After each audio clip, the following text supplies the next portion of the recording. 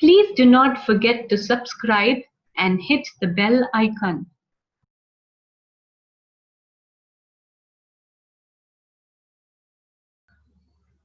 The Lion Inside by Rachel Bright. In a dry, dusty place where the sand sparkled gold, stood a mighty flat rock, all craggy and old. And under that rock, in a tinyful house, lived the littlest, quietest, meekest brown mouse. He was so very tiny, so incredibly small, that nobody noticed him ever at all. He got trod on and sat on and missed out for stuff. Ow! Ouch! Ignored and forgotten.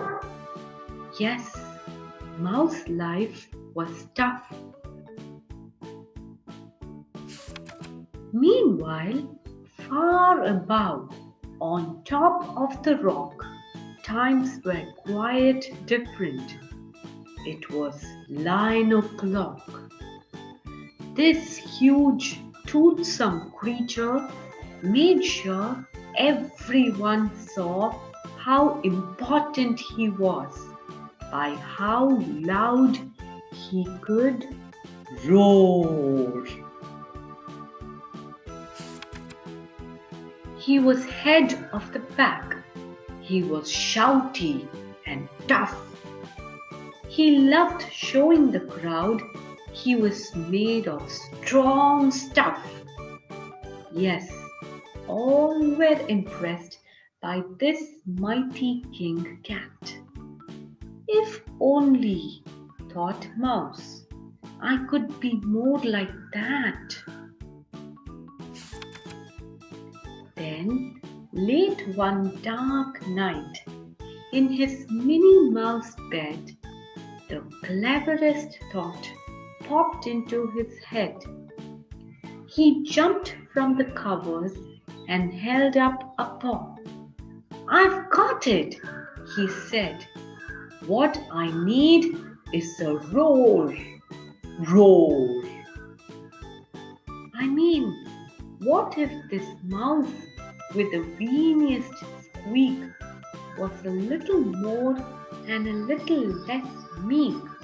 Grrr. Well, he'd still be the smallest of fuzzy brown mice, but he'd make friends and join in, and life would be nice. Yes, thought the mouse, I must find out how. I will learn how to roar, and I will learn it now. But, gulp, oh my gosh, there was only one beast who could teach him this thing, but might make him a feast. It was time to be strong, take a chance. After all, forever was such a long time to feel small. So he made himself brave and he thought like a winner. He set off for the top, hoping not to be dinner. It felt like the scariest thing he could do. But if you want things to change, you first have to change you. The further he climbed, the closer he got to the slumbering lion reclining on top.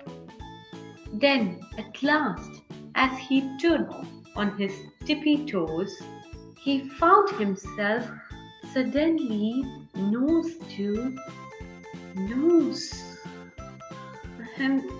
Gulp, pardon me. Wake up, Mr. Lion. You've got company. Squeak! Mr. Lion, what I've come to you for is squeak.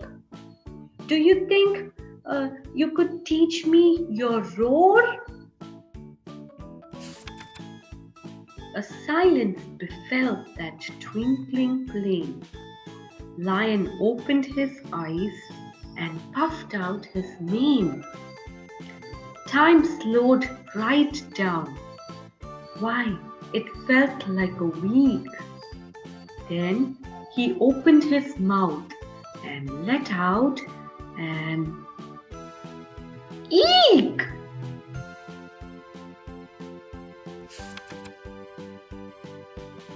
The lion was shaking, his paws all a fumble.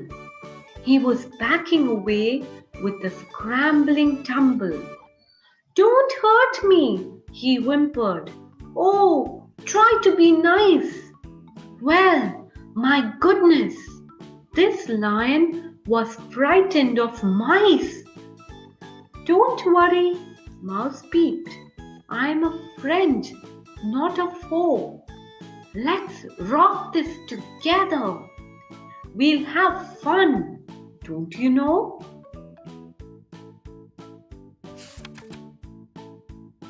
That was a magical moment for sure, when Mouse didn't feel at all small anymore.